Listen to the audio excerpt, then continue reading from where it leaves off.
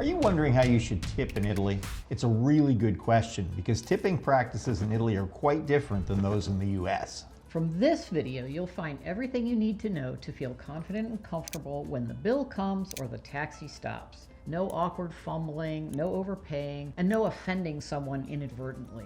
We've been coming to Italy for about 35 years, and now we spend a few months, 4 or 5 months every year here. And we've checked with our Italian friends and neighbors to make sure that we're giving you the right advice.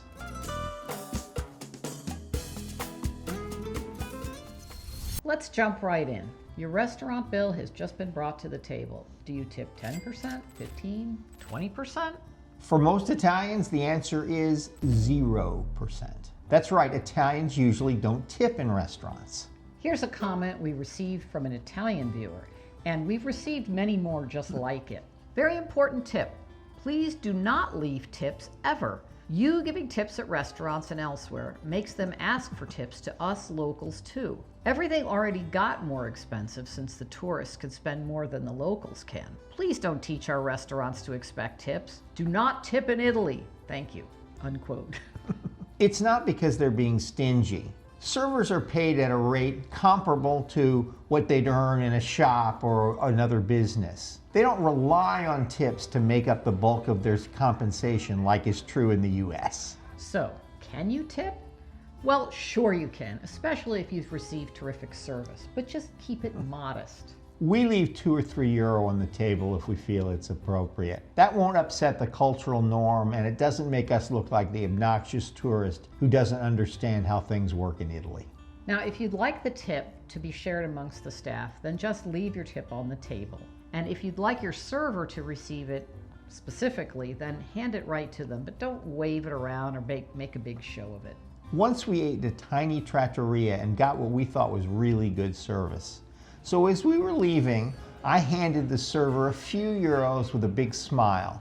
She was surprised but genuinely touched, and she didn't have to share it with the kitchen. A win-win. So what about tipping on a credit card? Well, now that's generally not done for a couple of reasons. One is because there's no tipped prompt on the machines traditionally, though that's changing a little. Also, there's no line where you can write in a tip. And frankly, there's no guarantee that if you were to leave it on the credit card that the server would even get it. It would probably just go directly to the owner. Even if you have the opportunity to tip on a credit card, it's better to leave cash. If it's on the credit card, it's going to get taxed, and nobody's happy about that. No. Now, what if your server asks you for a tip? You may have heard stories about how this happens, that people feel pressured or even badgered to pay a tip, and a big tip. This happens, but really only in large touristy restaurants in big cities. If it happens to you, feel very comfortable not leaving a tip and go on your way. Don't let them guilt you into a trip just because you're a tourist. Frankly, if they pressured me, I'd feel less inclined to give them a tip, as a matter of fact.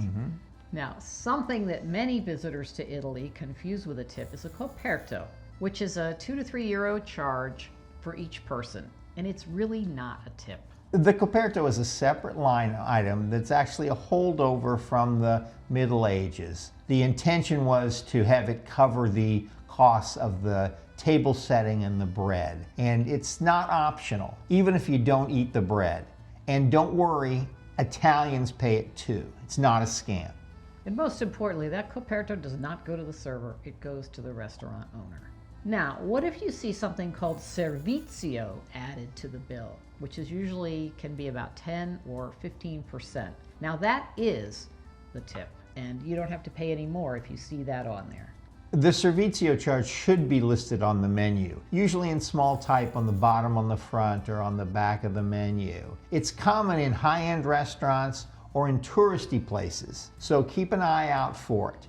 If they don't put that on the menu that they've got it, you can ask to have it removed. So what about tipping in other situations? For things like taxis, cafés, and bars, the common practice is to round up. So if the taxi was €19, then give them €20 and say keep the change. If your cappuccino was €1.50 or €1.70, just give them $2 and say keep the change. In hotels, tips for the bell staff or housekeeping are purely optional, but appreciated. If you do want a tip, 1 or 2 euro a bag is appropriate, and give the housekeeper a few euro, no more than 5, at the end of your stay.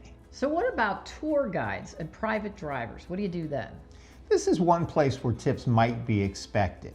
Let's start with tour guides. Okay. So of course there are a lot of different kinds of tours. If you're on a big tour with a whole bunch of people, you're going to want to tip the tour guide just a few euro, no more than 5, I would say.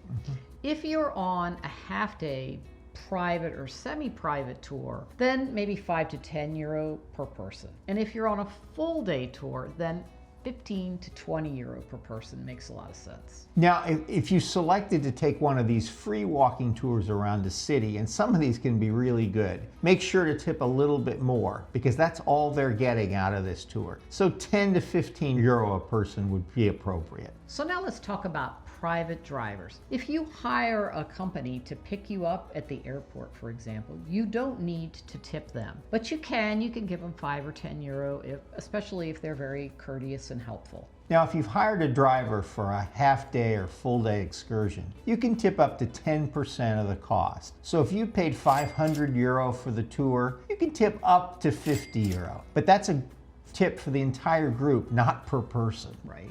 And if the guide or the driver really made your day memorable, then a heartfelt thank you and a 5-star review on Google goes a long way. Absolutely. Here's the most important thing to remember. Tipping in Italy is not required, but showing kindness and appreciation always is. So don't stress. Just carry a few coins and some small bills. Use your judgment and just follow the local customs. If you don't feel like tipping, don't. But certainly don't leave US-sized tips. Remember, the Italians are trying to preserve their culture. We hope this makes you feel more at ease because worrying about tipping is the last thing you want to do on your beautiful Italian vacation. Now watch this video. Ciao for now. A presto.